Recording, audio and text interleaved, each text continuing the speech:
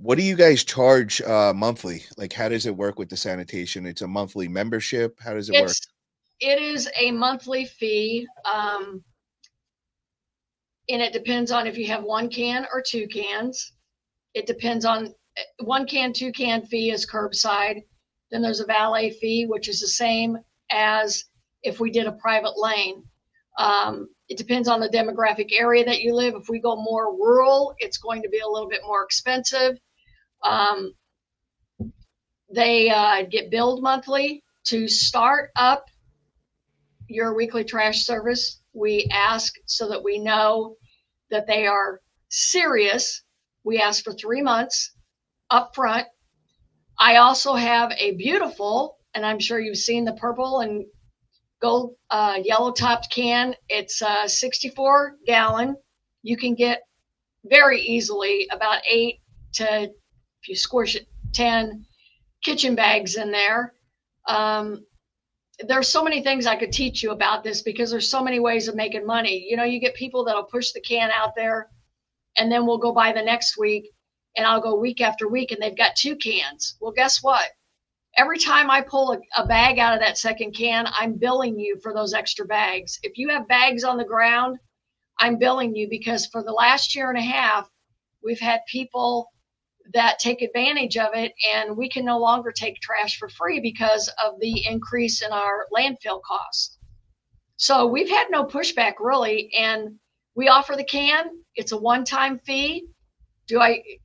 It's because I have to insure them now commercially on my insurance, which that was interesting. I own them.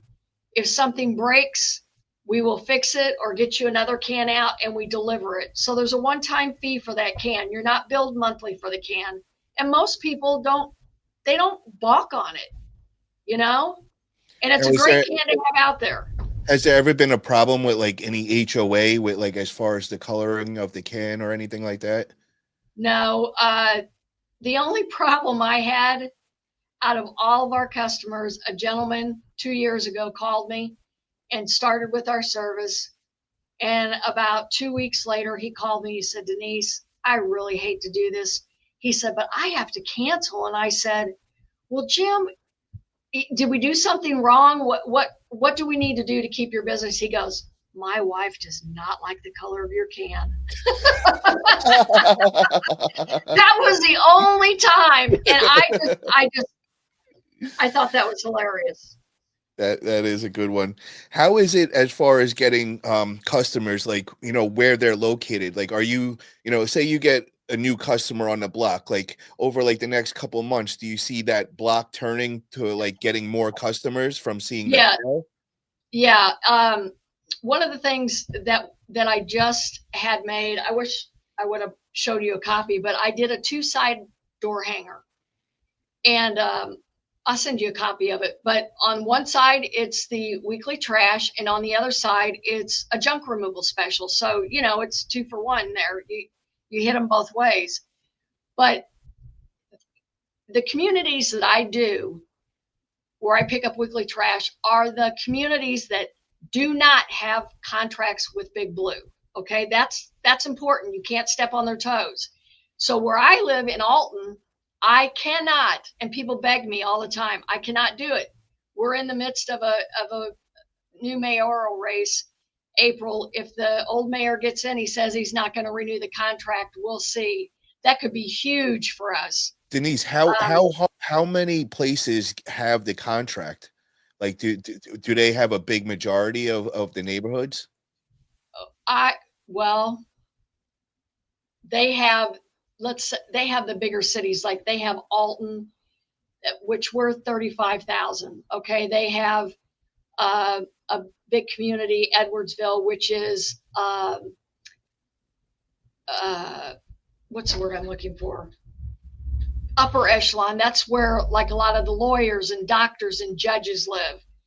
And then there's a neighboring community to that. They have several of the communities. Some of them, sir, I would not want, okay? Because we have one community that doesn't have it, and we chase ourselves all the time trying to get paid for a can of trash every month. What's the But politics behind it? Like, how do you go? So, say, Sparks Junk Removal wants to go in and take over a neighborhood. Like, you see a neighborhood that you see potential, nobody else has it under contract, and you're like, I want to lock this up. What would you? good How can question. you go? Who do you contact, and what do you have to do to get that contract?